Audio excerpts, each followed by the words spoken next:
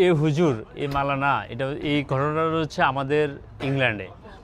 এই হুজুর আপনার সে মানে বিভিন্ন কমিউনিটি সেন্টারগুলোতে বাচ্চাদেরকে পড়াশোনা করায় আর কি, বাচ্চাদেরকে অ্যারাবিক শেখায়। আর এই হুজুরে চিকন কাজ করে ফেলেছে, এই ছোটো ছোটো মাসুম বাচ্চাদের উপরে সে মানে খুব খারাপ কাজ করছে, ঠিক আছে।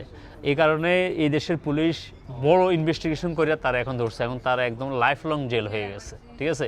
এবার একটা জিনিস চিন্তা করছেন, যেখানে এইসব হুজুররা মানে যেখানে বাচ্চাদেরকে সেফটি দেওয়ার কথা, নিরাপত্তা দেওয়ার কথা, যারা কোরআন হাদিস নিয়ে সারাক্ষণ পড়াশোনা করে, সে অনেক কিছু জানে, অথচ সে তার হাতে এই বাচ্চারা নিরাপদ না, বাচ্চাদেরকে সে মানে সেক্সুয়ালি মানে সে অ্যাবিউজ করছে, ঠিক আছে।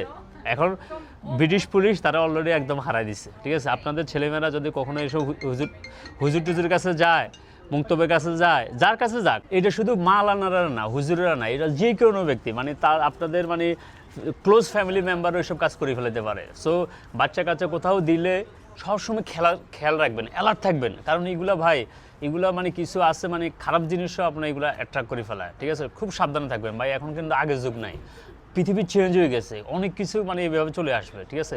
সাবধানে থাকবেন, নিজের সাবধানে থাকবেন, নিজের ফ্যামিলির সাবধানে রাখবেন, এটা খুব খারাপ জিনিস আসতেছে পৃথিবীতে।